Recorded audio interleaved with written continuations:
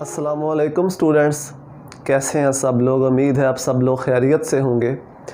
तो chapter number 1 first year और chapter number 3 हमारा कंप्लीट हो चुका है। आज हम स्टार्ट करने जा रहे हैं चैप्टर नंबर 4। चैप्टर का नाम है लिक्विड्स एंड सॉलिड्स। 2 पोर्शन है इसके। लिक्विड वाला पोर्शन पहले हम स्टडी करेंगे और उसके बाद हम पढ़ेंगे सॉलिड्स वाला पोर्शन। तो ये 2 पोर्शन पे मुश्तमिल चैप्टर है। आज हम स्टार्ट करने जा रहे हैं लिक्विड्स वाला पोर्शन। लिक्विड्स, इसकी जो बेसिक टर्मिनोलॉजी है इस चैप्टर के अंदर वो आपको पहले पता होनी चाहिए। उसके बारे में पता होगा तो जो चैप्टर में आगे टर्म्स आएंगी, जो चीज़ें आएंगी, जो टॉपिक आएंगे वो आपके लिए समझने आसान हो जाएंगे। तो इस वीडियो के अंदर, इस डिस्कशन के अंदर मैं आपको वो बेसिक टर्मिनोलॉजी बताने जा रहा हूँ जो कि आपने याद रखनी है, उसको जहन में रखना है। अगर उसका नहीं पता होगा तो फिर आगे जो हम टॉपिक डिस्कस करने जा रहे हैं वो आपको आसानी से समझ में नहीं आएंगे।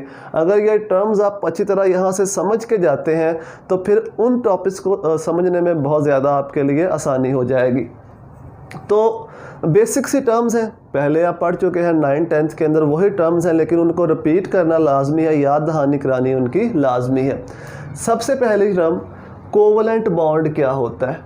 What is covalent bond. Covalent bond, हालांकि ये चीज़ें 6 चैप्टर के अंदर डिटेल से आएंगी, लेकिन चूँकि हमें यहाँ पे रिक्वायर्ड है, ज़रूरत है इस चीज़ की समझने के लिए, अगले टॉपिक्स को अंडरस्टैंड करने के लिए, तो यहाँ पे हम इनको शॉर्टली डिस्कस करेंगे। कोवलेंट बॉन्ड क्या होता है। Bond formed by mutual sharing of electrons. Bond formed by mutual sharing. Mutual sharing यानी एटम्स जो है वो अपने इलेक्ट्रॉन को शेयर करते हैं। म्यूचुअल शेयरिंग ऑफ इलेक्ट्रॉन्स, उस बॉन्ड को हम कहते हैं कोवलेंट बॉन्ड। फॉर एग्जांपल, ये एक एटम ए है और एक एटम बी है, इनके दरमियान बॉन्ड बनना है कोवलेंट बॉन्ड इलेक्ट्रॉन्स की शेयरिंग से। ये ए का इलेक्ट्रॉन है, ये बी का इलेक्ट्रॉन है। ए के इलेक्ट्रॉन को मैं डॉट से शो करता हूँ, बी के इलेक्ट्रॉन को मैं क्रॉस से शो करता हूँ। जब ये बॉन्ड बनाएंगे तो ये अपने इलेक्ट्रॉन्स को शेयर कर लेंगे, इस तरह से शेयर कर लेंगे।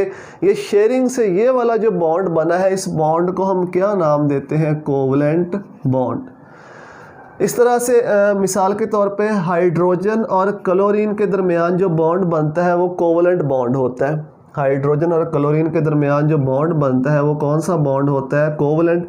क्लोरीन के आउटर शेल में 7 इलेक्ट्रॉन होते हैं तो 7 मैंने डॉट लगा दिए। हाइड्रोजन के पास एक ही इलेक्ट्रॉन होता है तो एक मैंने क्रॉस लगा दिया। वैसे ये डॉट क्रॉस लगाने की ज़रूरत नहीं होती, ये मैं आपको समझाने के लिए लगा रहा हूँ, इलेक्ट्रॉन को डिफ्रेंशिएट करने के लिए। ये क्लोरीन का इलेक्ट्रॉन, ये हाइड्रोजन का इलेक्ट्रॉन, ये शेयरिंग करेंगे। शेयरिंग से जो बॉन्ड बनेगा वो कौन सा बॉन्ड होगा, कोवलेंट बॉन्ड।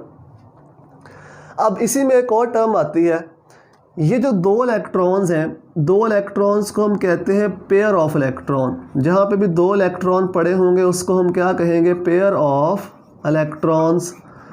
अब इलेक्ट्रॉन के जो पेयर्स हैं वो 2 तरह के होते हैं। एक होता है बॉन्ड पेयर, इलेक्ट्रॉन का बॉन्ड पेयर, और एक होता है इलेक्ट्रॉन का लोन पेयर। बॉन्ड पेयर और लोन पेयर, अब इनमें डिफरेंस क्या है। सिंपलेस्ट हम एग्जांपल ले लेते हैं, वाटर H2O। ये इस तरह से लिखा होता है वाटर का, जो एक्चुअल हम स्ट्रक्चर लिखें। अच्छा, यहाँ पे मैं आपको बता दूं कि जो कोवलेंट बॉन्ड होता है, जो इलेक्ट्रॉन की शेयरिंग होती है, इसको हम लाइन से ज़ाहिर करते हैं, सिंगल। फॉर एग्जांपल, ए और बी के दरमियान हमने कोवलेंट बॉन्ड लिखना है तो हम इस तरह से लाइन लगाएंगे। इस लाइन का मतलब है कि यहाँ पे 2 इलेक्ट्रॉन है, एक ए का इलेक्ट्रॉन है और एक बी का। ये इलेक्ट्रॉन लिखने की ज़रूरत नहीं होती, उसकी जगह पे एक लाइन लगा दी जाती है। इस तरह H और Cl के दरमियान लिखना है तो ऐसे लिखेंगे HCl। एक इसमें Cl का इलेक्ट्रॉन होगा, एक इस बॉन्ड के अंदर, और एक हाइड्रोजन का इलेक्ट्रॉन होगा। इस तरह से इलेक्ट्रॉन शो करने की ज़रूरत नहीं होती, उसकी जगह पे हम एक सिंगल लाइन लगा देते हैं। उस लाइन को ही हम कोवलेंट बॉन्ड कहते हैं। तो ये जो लाइन है, यहाँ पे 2 इलेक्ट्रॉन है, एक ऑक्सीजन का और एक हाइड्रोजन का। ये लाइन, यहाँ पे 2 इलेक्ट्रॉन है, एक ऑक्सीजन का एक हाइड्रोजन का, ये कोवलेंट बॉन्ड है। ये जो 2 इलेक्ट्रॉन, ये वाले 2 इलेक्ट्रॉन हैं और ये वाले जो 2 इलेक्ट्रॉन हैं, इन पेयर्स को हम कहते हैं बॉन्ड पेयर। इनको क्या कहते हैं, बॉन्ड पेयर, क्योंकि इन्होंने बॉन्ड बना रखा है। ऑक्सीजन और हाइड्रोजन के दरमियान जो बॉन्ड बना है वो इन 2 इलेक्ट्रॉन्स की वजह से बना है। इस तरह ये 2 इलेक्ट्रॉन्स भी हाइड्रोजन और ऑक्सीजन के दरमियान बॉन्ड बना रहे हैं। लेकिन ये वाले जो 2 इलेक्ट्रॉन हैं और ये वाले जो 2 इलेक्ट्रॉन हैं ये एक ही एटम के कब्जे में है। ये सिर्फ ऑक्सीजन के पास ही है, ऑक्सीजन के कब्जे में ही है, ये कोई बॉन्ड नहीं बना रहे। इन 2 इलेक्ट्रॉन्स को हम कहते हैं लोन पेयर। इन इलेक्ट्रॉन्स को क्या कहा जाता है, लोन पेयर। एक और एग्जांपल देख लो, अमोनिया NH3 अमोनिया। अमोनिया के अंदर ये वाले जो 3 हैं, 1 2 और ये 3, जो 3 लाइनें हैं, ये 3 कौन से पेयर हैं, बॉन्ड पेयर। और ये वाला जो एक पेयर है ये क्या है, जिसने बॉन्ड नहीं बनाया हुआ, इस पेयर को हम क्या कहते हैं, लोन पेयर। तो ये बॉन्ड पेयर्स हैं जो बॉन्ड बनाते हैं, जो 2 इलेक्ट्रॉन बॉन्ड बना रहे होते हैं, कोवलेंट बॉन्ड बनाते हैं, उस पेयर को हम कहते हैं बॉन्ड पेयर। और जो इलेक्ट्रॉन्स बॉन्ड नहीं बना रहे होते, एक ही एटम के कब्जे में होते हैं, उसको हम कहते हैं ये लोन पेयर ऑफ इलेक्ट्रॉन्स है। यहाँ तक समझ आ गई कोवलेंट बॉन्ड क्या होता है, कैसे बनता है। कोवलेंट बॉन्ड को हम एक सिंगल लाइन से, वैसे तो डबल कोवलेंट बॉन्ड भी होता है, ट्रिपल भी होता है, हम उसकी बात नहीं कर रहे, हम यहाँ पे सिंगल की बात कर रहे हैं। सिंगल कोवलेंट बॉन्ड को हम एक लाइन से जाहिर करते हैं। इस लाइन का मतलब यहाँ पे 2 इलेक्ट्रॉन्स हैं, एक इलेक्ट्रॉन एक एटम से आया, दूसरा इलेक्ट्रॉन दूसरे एटम से आया, और ये इलेक्ट्रॉन का पेयर बन गया। जो इलेक्ट्रॉन के पेयर्स होते हैं ये भी 2 तरह के होते हैं, बॉन्ड पेयर और लोन पेयर। जो पेयर 2 एटम्स के दरमियान बॉन्ड बना रहा होता है उसको बॉन्ड पेयर कहते हैं, और जो एक ही एटम के कब्जे में 2 इलेक्ट्रॉन होते हैं उसको हम कहते हैं ये लोन पेयर है। अब इसी से एक टर्म आती है इसी से रिलेटेड, जिसको हम कहते हैं electronegativity.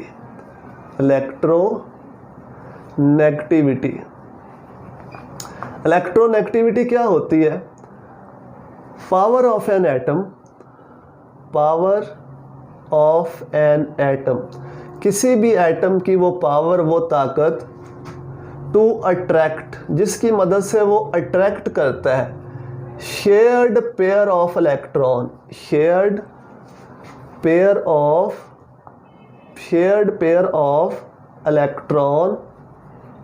Pair of electron towards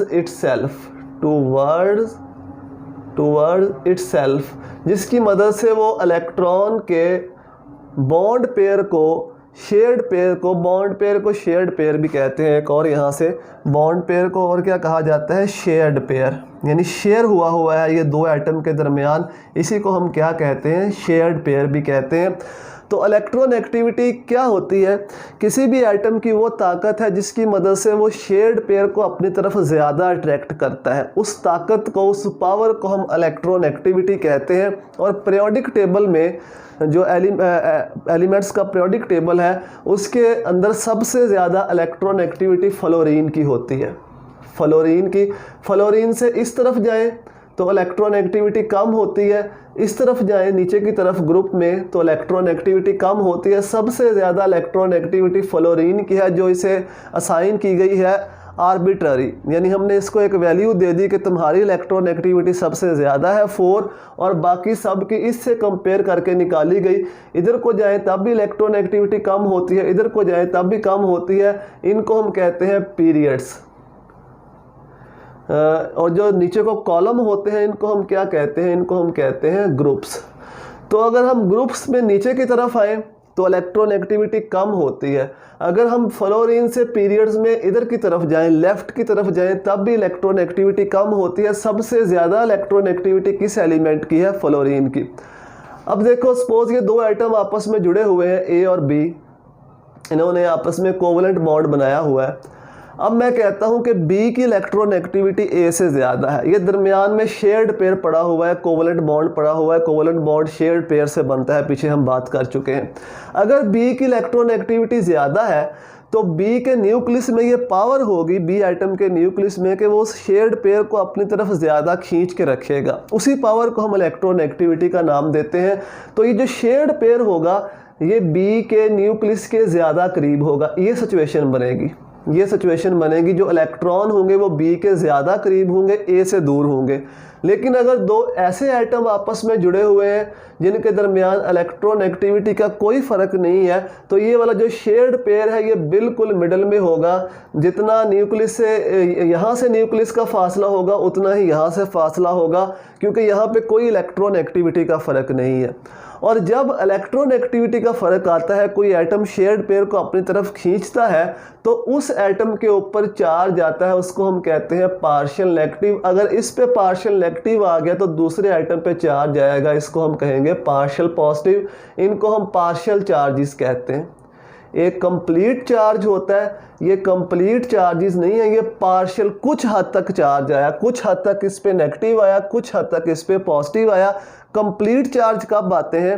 जब इलेक्ट्रॉन की लूज या गेन होती है। अब यहाँ पे कंप्लीट लूज नहीं हुई इलेक्ट्रॉन की, इसने इससे बी ने ए से इलेक्ट्रॉन को खींचा मगर कंप्लीट नहीं इलेक्ट्रॉन लिया, कुछ हद तक अपनी तरफ खींच लिया अपने न्यूक्लियस की तरफ, इसलिए इस पे पार्शियल नेगेटिव आएगा, कुछ हद तक नेगेटिव आ जाएगा। और ए के ऊपर जितना इसके ऊपर पार्शियल नेगेटिव आएगा उसी हिसाब से ए के ऊपर पार्शियल पॉजिटिव चार्ज आ जाएगा। तो इन चार्जेस को हम कहते हैं पार्शियल चार्जेस। याद रखना ये कंप्लीट चार्जेस नहीं होते, क्योंकि कंप्लीट इलेक्ट्रॉन बी की तरफ नहीं जा रहा, सिर्फ कुछ हद तक इलेक्ट्रॉन जो है वो बी की तरफ मूव हो रहा है, जो ए का इलेक्ट्रॉन है ये वाला, ठीक है। अब फॉर एग्जांपल हाइड्रोजन और क्लोरीन का बॉन्ड, अब इसमें क्लोरीन की इलेक्ट्रोनेगेटिविटी ज़्यादा होती है तो इस पे पार्शियल नेगेटिव, हाइड्रोजन पे पार्शियल पॉजिटिव। ऑक्सीजन और हाइड्रोजन के बॉन्ड इस तरह से, ऑक्सीजन की इलेक्ट्रोनेगेटिविटी ज़्यादा, पार्शियल पॉजिटिव, हाइड्रोजन की इलेक्ट्रोनेगेटिविटी कम, पार्शियल पॉजिटिव। ऑक्सीजन पे पार्शियल नेगेटिव, हाइड्रोजन पे partial positive. Ammonia NH3, nitrogen की इलेक्ट्रोनेगेटिविटी ज़्यादा तो पार्शियल नेगेटिव, हाइड्रोजन की कम तो पार्शियल पॉजिटिव। इस तरह जहाँ पे भी इलेक्ट्रोनेगेटिविटी का फ़र्क आएगा दो एटम्स के दरमियान, वो एटम जो आपस में कोवलेंट बॉन्ड बना रहे हैं, जब इलेक्ट्रोनेगेटिविटी का फ़र्क आएगा तो इस तरह से पार्शियल चार्जेस क्रिएट हो जाएंगे। जब इस तरह से पार्शियल चार्जेस क्रिएट होते हैं तो इस मॉलिक्यूल को हम कहते हैं डाईपोल, यानी इसके ऊपर दो पोल बन रहे हैं, डाईपोल कहते हैं, या इसको हम कहते हैं पोलर मॉलिक्यूल। डाईपोल भी कह देते हैं, या इसको हम क्या कहते हैं, ये मॉलिक्यूल क्या है? पोलर मॉलिक्यूल है। डाईपोल की टर्म ज़्यादा सूटेबल है क्योंकि पोलर मॉलिक्यूल्स में कुछ और भी कंडीशंस होती हैं कि मॉलिक्यूल पोलर होगा या नहीं होगा, वो हम बाद में बात करेंगे। सिंपल आपने यहाँ पे ये याद रखना है कि इसको जब ये चार्जेस क्रिएट होते हैं तो फिर हम इस मॉलिक्यूल को क्या कहते हैं? ये मॉलिक्यूल क्या बन गया? डाईपोल। इसके ऊपर दो पोल्स आ गए, एक पॉजिटिव पोल और एक नेगेटिव पोल, और ऐसे मॉलिक्यूल्स को क्या कहा जाता है? Polar molecules. इसका मतलब है कि मॉलिक्यूल्स हैं वो पोलर हो सकते हैं, नॉन पोलर हो सकते हैं। जिस तरह हाइड्रोजन है, हाइड्रोजन का मॉलिक्यूल H2, अब इसमें तो इलेक्ट्रोनेगेटिविटी का फ़र्क नहीं है, मतलब जो शेयर्ड पेयर होगा वो किसी की तरफ भी ज़्यादा नहीं जाएगा, बिल्कुल सेंटर में रहेगा। तो ऐसे जो मॉलिक्यूल्स होते हैं इनको हम कहते हैं नॉन पोलर, जहाँ पे कोई पोल्स वगैरह क्रिएट नहीं होते, ऐसे मॉलिक्यूल्स को क्या कहा जाता है? Non polar molecules. तो दो तरह के यूजली मॉलिक्यूल्स होते हैं, पोलर मॉलिक्यूल हो सकता है और non polar molecule. Polar molecule को, पोलर मॉलिक्यूल, इसके लिए हम क्या टर्म इस्तेमाल करते हैं? डाईपोल की, क्योंकि इसके ऊपर दो पोल्स बन रहे होते हैं पोलर मॉलिक्यूल के ऊपर, तो डाईपोल कहते हैं। अब पोलर मॉलिक्यूल को हम रिप्रेजेंट कैसे करते हैं, इसको ज़ाहिर कैसे करते हैं? इस चैप्टर में पोलर मॉलिक्यूल को हम इस तरह से रिप्रेजेंट करेंगे। पोलर मॉलिक्यूल को दो एंड बनाएंगे, एक एंड इसका पार्शियल पॉजिटिव लेंगे और दूसरा एंड इसका पार्शियल नेगेटिव लेंगे, या कंप्लीट पॉजिटिव नेगेटिव भी लिख सकते हैं। समझने के लिए इसको ऐसे भी लिखा जा सकता है कि एक एंड इसका पॉजिटिव है और दूसरा एंड इस मॉलिक्यूल का नेगेटिव है। तो पोलर मॉलिक्यूल्स को हम ऐसे शो करेंगे। नॉन पोलर मॉलिक्यूल्स को हम कैसे शो करेंगे? नॉन पोलर मॉलिक्यूल्स को, नॉन पोलर मॉलिक्यूल्स को, उसको हम इस तरह से शो करेंगे। नॉन पोलर मॉलिक्यूल्स को इस तरह से। नॉन पोलर मॉलिक्यूल में जो चार्ज की डेंसिटी होती है वो सिमेट्रिकल होती है, यानी हर तरफ एक जैसा चार्ज फैला हुआ होता है। फॉर एग्जांपल ये नॉन पोलर मॉलिक्यूल का न्यूक्लियस है, इसके इर्द गिर्द जो इलेक्ट्रॉनिक चार्ज होगा वो सिमेट्रिकल होगा, एक जैसा होगा। इस तरह से इसको शो करते हैं। हम कहते हैं जो चार्ज है वो क्या है? सिमेट्रिकल है, सिमेट्रिकल चार्ज डेंसिटी से कहते हैं। सिमेट्रिकल चार्ज डेंसिटी, यानी ओवरऑल इस मॉलिक्यूल के ऊपर जो चार्ज डेंसिटी है वो सिमेट्रिकल है, हर साइड पे एक जैसी चार्ज डेंसिटी है। इसको ऐसे बनाते हैं। पोलर मॉलिक्यूल्स के अंदर या डाईपोल के अंदर जो चार्ज डेंसिटी है वो अनसिमेट्रिकल होती है। वो क्या होती है? Unsymmetrical charge density. Unsymmetrical charge density. Unsymmetrical charge density होने की वजह से एक साइड पे इसके ऊपर एक साइड पे नेगेटिव चार्ज होता है, पार्शियल नेगेटिव होता है, और एक साइड पे पार्शियल पॉजिटिव, यानी एक एंड पे ज़्यादा इलेक्ट्रॉन्स होते हैं, उस एंड को हम पार्शियल नेगेटिव कह देते हैं। जिस एंड पे इलेक्ट्रॉन्स की कमी होती है उस एंड को हम क्या कह देते हैं? Partial positive. तो पोलर मॉलिक्यूल्स को हम ऐसे शो करते हैं और नॉन पोलर मॉलिक्यूल्स को शो करने का ये तरीका होता है। नॉन पोलर मॉलिक्यूल्स में जो चार्ज डेंसिटी है वो सिमेट्रिकल होती है, यानी एक जैसा चार्ज होता है ऑल अराउंड। लेकिन जो पोलर मॉलिक्यूल्स हैं उनमें चार्ज जो डेंसिटी है वो सिमेट्रिकल नहीं होती, बल्कि नॉन सिमेट्रिकल होती है या अनसिमेट्रिकल होती है। एक एंड इसका पॉजिटिव होता है और दूसरा एंड जो है वो इसका नेगेटिव होता है। अच्छा चलें, ये बातें हो गई। अब इनको अच्छी तरह ज़हन में रखना है। एक दफ़ा फिर मैं देख लेता हूँ कोई चीज़ रह तो नहीं गई। कोवलेंट बॉन्ड क्या होता है वो मैंने आपको बता दिया, कोवलेंट बॉन्ड कैसे बनता है। इसके बाद शेयर्ड पेयर और लोन पेयर में क्या फ़र्क होता है, या बॉन्ड पेयर और लोन पेयर में क्या फ़र्क होता है, ये मैंने आपको बता दिया। इसके बाद कोवलेंट बॉन्ड को शो कैसे करते हैं सिंगल लाइन से सिंगल कोवलेंट बॉन्ड को, वो मैंने आपको बता दिया। इलेक्ट्रोनेगेटिविटी क्या होती है वो मैंने आपको डिफ़ाइन करके उसको समझा दिया कि इलेक्ट्रोनेगेटिविटी क्या होती है। पोलर मॉलिक्यूल्स क्या होते हैं या डाईपोल क्या होता है वो मैंने आपको बता दिया। नॉन पोलर मॉलिक्यूल्स क्या होते हैं वो मैंने आपको बता दिया। पोलर मॉलिक्यूल्स की चार्ज डेंसिटी के बारे में बता दिया कि अनसिमेट्रिकल होती है, और नॉन पोलर मॉलिक्यूल्स की चार्ज डेंसिटी के बारे में बता दिया कि इसकी जो चार्ज डेंसिटी है वो सिमेट्रिकल होती है। इसके अलावा एक दो और चीज़ें हैं, एक दो और बेसिक डेफिनेशन है जो इसी चैप्टर से रिलेटेड है। ये तो कुछ एक्स्ट्रा टर्म्स जो मैंने आपको बताई जो कि टॉपिक्स आने वाले टॉपिक्स को समझने के लिए ज़रूरी हैं। अब इस चैप्टर से स्टार्ट से एक दो डेफिनेशंस हैं वो मैं आपको बता देता हूँ इसी टॉपिक के साथ ही। फिर आगे जो फर्दर टॉपिक्स हैं उनको हम नेक्स्ट वीडियोज़ के अंदर जो है वो डिस्कस करेंगे। तो वो कौन से हैं वो मैं आपको यहाँ पर बता देता हूँ। इसको रेस कर देता हूँ इस साइड को। वो है जी difference between intermolecular and intramolecular forces. इन फोर्सेस में डिफरेंस क्या होता है, और इस चैप्टर में इस पोर्शन में लिक्विड वाले पोर्शन में हम स्टडी क्या करने जा रहे हैं। दो किस्म की फोर्सेस होती हैं। इंटरमॉलिक्यूलर, एक फोर्सेस को हम कहते हैं इंटरमॉलिक्यूलर फोर्सेस, और दूसरी होती है इंट्रामॉलिक्यूलर फोर्सेस। अब इनमें क्या डिफरेंस होता है? ऐसी फोर्सेस जो सेपरेट या डिफरेंट मॉलिक्यूल्स के दरमियान, अलग अलग मॉलिक्यूल्स के दरमियान होती हैं, उन फोर्सेस को हम कहते हैं intermolecular forces. Forces between separate molecules यानी अलग अलग मॉलिक्यूल्स के दरमियान जो फोर्सेस होती हैं उनको हम इंटरमॉलिक्यूलर फोर्सेस कहते हैं। और इंट्रा क्या होती हैं?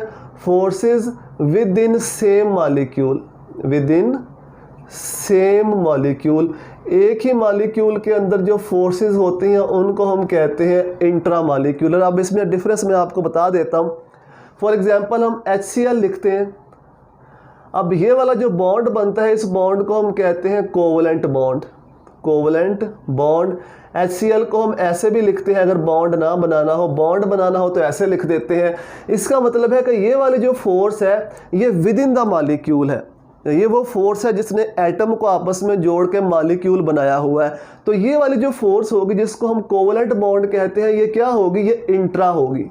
ये कौन सी फोर्स होगी? इंट्रा। इस तरह से NaCl, सोडियम क्लोराइड, जो आयंस की आपस में अट्रैक्शन होती है, जिसकी मदद से आयंस जुड़े होते हैं, जिसको हम इलेक्ट्रोस्टैटिक अट्रैक्शन कहते हैं। ये वाली जो फोर्स है, जो आयनिक बॉन्ड होता है, जो आयंस के दरमियान बॉन्ड होता है, ये भी कौन सी फोर्स होती है? इंट्रा, यानी विद इन सेम मॉलिक्यूल। इसको भी हम क्या कहते हैं? इंट्रा कहते हैं, जिसने एटम्स या आयंस को आपस में जोड़ के रखा होता है। तो जो इंट्रा मॉलिक्यूलर फोर्सेस की दो बेसिक टाइप हैं, covalent bond intra molecular force होती है, और दूसरा कौन सा बॉन्ड होता है, आयनिक बॉन्ड। इन दोनों बॉन्ड्स की वजह से एटम्स आपस में जुड़ के कंपाउंड बनाते हैं या मॉलिक्यूल बनाते हैं। इन फोर्सेस को हम कहते हैं, ये कौन सी फोर्सेस हैं, इंट्रा मॉलिक्यूलर फोर्सेस, और ये बहुत स्ट्रॉन्ग होती हैं, वेरी स्ट्रॉन्ग फोर्सेस। जो with in same molecule forces होती हैं वो वेरी स्ट्रॉन्ग फोर्सेस होती हैं, उनको तोड़ने के लिए बहुत ज़्यादा एनर्जी रिक्वायर्ड होती है, तकरीबन 200 किलो जूल या इससे भी ऊपर, 200 किलो जूल पर मोल या इससे भी ऊपर एनर्जी रिक्वायर्ड होती है इन फोर्सेस को तोड़ने के लिए। अच्छा, इसके बाद हम बात करते हैं इंटरमॉलिक्यूलर फोर्सेस। फॉर एग्ज़ाम्पल आपके पास ग्लास के अंदर वाटर मौजूद है, उसमें वाटर के लाखों मॉलिक्यूल्स हैं, लेकिन वो आपस में जुड़े हुए हैं, मॉलिक्यूल्स आपस में जुड़े हुए हैं। जिस फोर्स के तहत वो मॉलिक्यूल जुड़े हुए हैं उन फोर्सेस को हम कहते हैं intermolecular forces between separate. For example हमारे पास दो HCl के मॉलिक्यूल हैं, HCl के मॉलिक्यूल। अब ये एंड इसका पार्शियल पॉजिटिव होगा, ये पार्शियल नेगेटिव, ये पहले बता रखा है। अब ये यहाँ पे ना पूछना कि ये क्यों पार्शियल पॉजिटिव नेगेटिव है, अभी इसी में हमने पीछे बात की है। जब ये एक दूसरे के करीब आएंगे तो ये इसका जो नेगेटिव एंड है इसके पॉजिटिव एंड को अपनी तरफ अट्रैक्ट करेगा। इस तरह से अगर एक और मॉलिक्यूल मैं यहाँ पे लिख लूँ पार्शियल पॉजिटिव पार्शियल नेगेटिव, तो ये इसका नेगेटिव एंड इसके पॉजिटिव को अपनी तरफ अट्रैक्ट करेगा।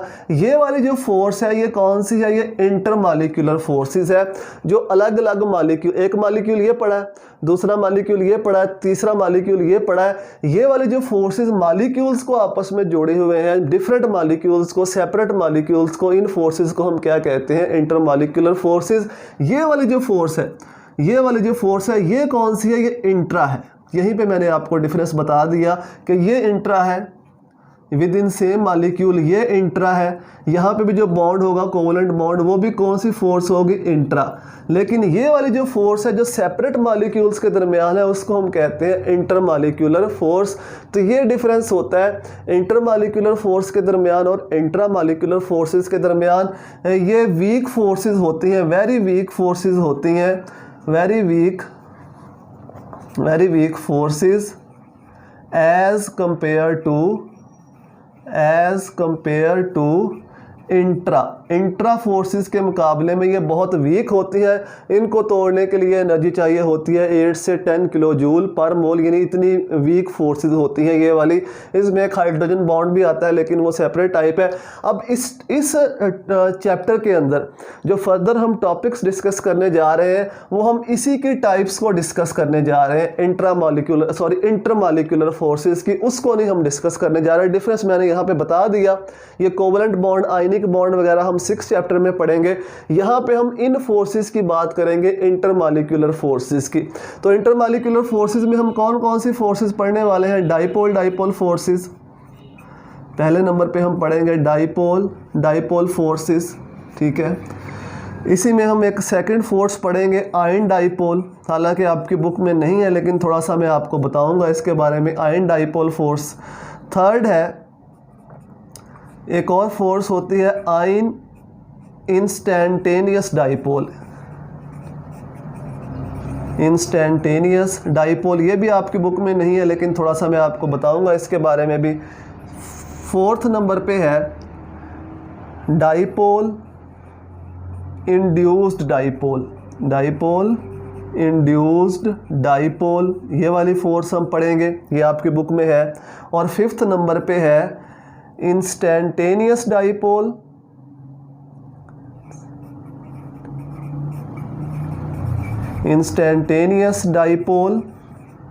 और इंड्यूस्ड डाइपोल। इसके बारे में हम डिटेल से पढ़ेंगे। इसको हम लंदन डिस्पर्शन फोर्स भी कहते हैं, लंदन डिस्पर्शन फोर्सेस भी कहते हैं, साइंटिस्ट के नेम के ऊपर है। यहाँ पे इंस्टैंटेनियस नहीं आएगा, यहाँ पे इंड्यूस्ड आएगा, आयन इंड्यूस्ड डाइपोल फोर्स। अभी सिर्फ मैंने आपको नाम बताए हैं, जब हम इनको डिटेल से पढ़ेंगे तो आपको समझ भी बहुत अच्छे से आएगी कैसे इनको हम एक्सप्लेन करते हैं। तो ये 5 किस्म की इंटरमॉलिक्यूलर फोर्सेस हैं। इनमें से 3 तो आपके सिलेबस में है, डाइपोल डाइपोल इंड्यूस डाइपोल और instantaneous dipole induce dipole force, ये दो नहीं है लेकिन आपको इनका पता होना लाजमी है। तो शॉर्ट सा इंट्रोडक्शन मैं इनका भी दूंगा, आयन डाइपोल क्या होता है और आयन इंड्यूस डाइपोल फोर्सेस क्या होती हैं। जैसे कि मैंने बताया कि ये उनके मुकाबले में कोवलेंट बॉन्ड और आयनिक बॉन्ड के मुकाबले में ये बहुत वीक होती हैं, इनको तोड़ने के लिए बहुत कम एनर्जी चाहिए होती है। अगर हमने HCl के इस बॉन्ड को तोड़ना है तो बहुत ज़्यादा एनर्जी देनी पड़ेगी एटम्स को अलग अलग करने के लिए, लेकिन अगर हमने इन मॉलिक्यूल्स को सेपरेट करना है तो बहुत कम एनर्जी देनी पड़ेगी। जिस तरह वाटर है, वाटर को जब हम एवेपोरेट करवाते हैं हीट देके तो हम उसकी इंट्रा फोर्स को तोड़ रहे होते हैं, उसकी इंटरमॉलिक्यूलर फोर्स को हम तोड़ रहे होते हैं वाटर की। वाटर के अंदर हाइड्रोजन बॉन्डिंग होती है तो वो जो हाइड्रोजन बॉन्डिंग होती है हम उसको तोड़ रहे होते हैं। वाटर के मॉलिक्यूल में जो कोवलेंट बॉन्ड होता है वो नहीं ब्रेक होता, जो 100 डिग्री सेल्सियस पे ये वाला जो इंट्रा फोर्स होती है ये नहीं ब्रेक होती, बल्कि कौन सी ब्रेक होती है, जो वाटर के डिफरेंट मॉलिक्यूल्स को आपस में जोड़ के रखती है, जिसको हम ये फोर्स ब्रेक होती है, मॉलिक्यूल्स सेपरेट हो जाते हैं, वेपोरेशन होती है, वाटर के जो मॉलिक्यूल्स हैं वो वेपर्स बन के हवा के अंदर चले जाते हैं। तो ये वाली जो फोर्सेस हैं ये बहुत वीक होती हैं as compare to intramolecular forces. तो इन्हीं 5 फोर्सेस के बारे में नेक्स्ट जो हम डिस्कशन करेंगे उसमें डिस्कस करेंगे। उम्मीद है कि जो बातें मैंने यहाँ पे आपको बताई हैं वो आपको समझ में आ गई होंगी बहुत अच्छे से। अगर समझ में आ गई हैं तो बहुत अच्छी बात है, नेक्स्ट टॉपिक आपको समझने में बहुत हेल्प होगी। अगर आपको ये वीडियोस हेल्पफुल लगती हैं दोस्तों के साथ शेयर करें, उनको बताएं ताकि वो भी यहाँ से हेल्प ले सके। दुआ में याद रखिएगा। अल्लाह हाफिज़।